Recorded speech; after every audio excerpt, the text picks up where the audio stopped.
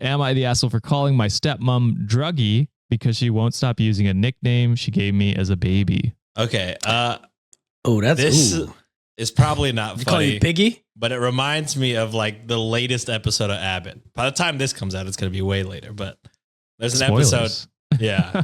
Do y'all watch Abbott? If y'all don't, y'all should. I don't want to say it because it's too soon. Passively.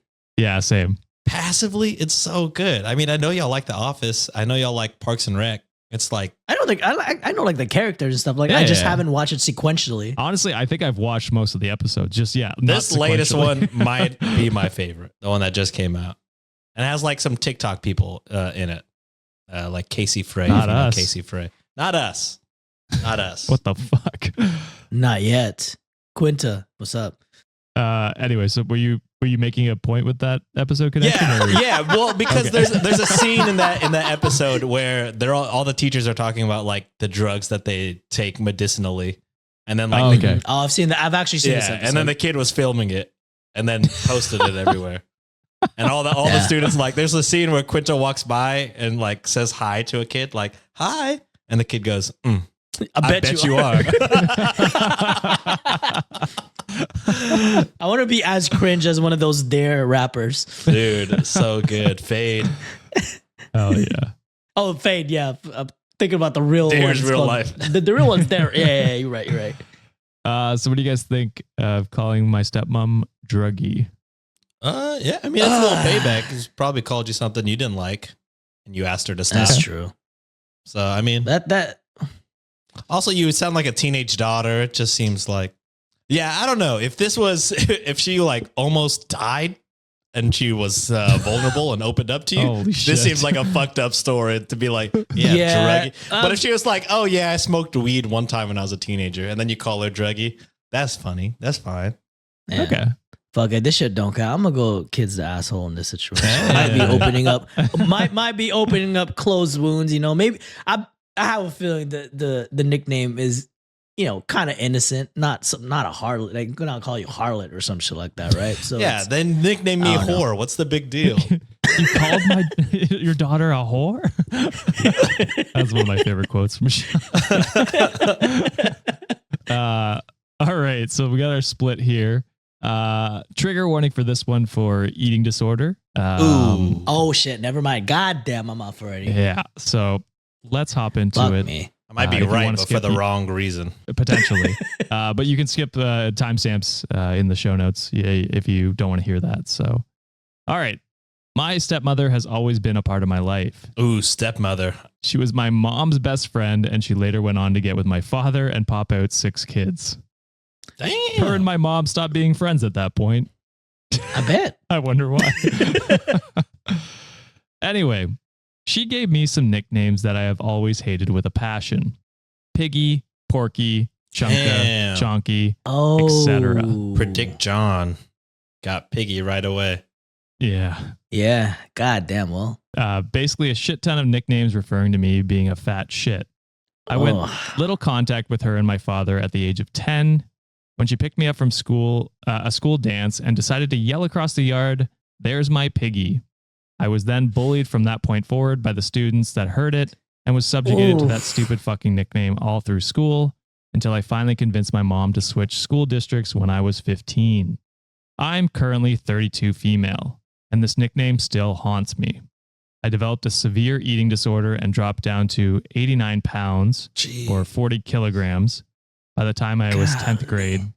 And my stepmom knows this, but refused to believe it was because of her nicknames for me that I was getting bullied. So, like I said, I went very little contact with her and my father 22 years ago. I only saw them maybe once a year from that point forward. And as I've gotten older, it's far less than that. I hadn't seen my stepmother in nearly 4 years or my father for 3. But my brothers, 19 twins, in boot camp graduation ceremony was on Saturday, and of course I went. As soon as I got there, my mother started in with the nicknames again. I told her to firmly stop, and she literally laughed and said, "But you will always be my piggy." So I said, "I haven't been fat since I was 10. And she said, "Yeah, but you were, and I loved you anyways. You were so cute." So I started referring to her as Druggie. She was a drug addict up until maybe 6 years ago, in brackets, pill popper, and loved her Clonopin. I don't know what that is. Don't know what that is either. She said that wasn't funny and that I took it too far. So I said, why? You were a druggie and I loved you anyways. She immediately got up and left, missing my brother, her son's ceremony.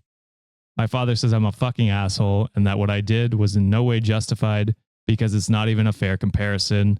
So am I the asshole? No. I'd say no. Yeah. Fuck that stepmom.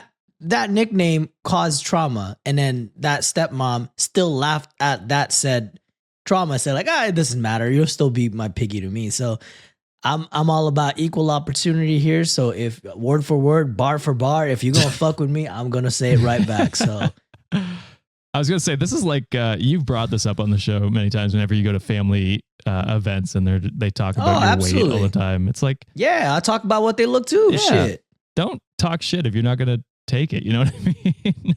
I'm like, you old fuck. Jesus Christ. I think obviously not the asshole. If anything, maybe justified asshole. Because I mean, that's a good one. Yeah, I think that's a good place to use it. Because I mean, she's clearly poking a sore subject. You've asked her to stop. I imagine multiple times. It's always crazy to me when somebody is like explaining their trauma and being like, all right, being vulnerable and being like, all right, this is what, like, you know, your silly comment to you, this is what that did to me.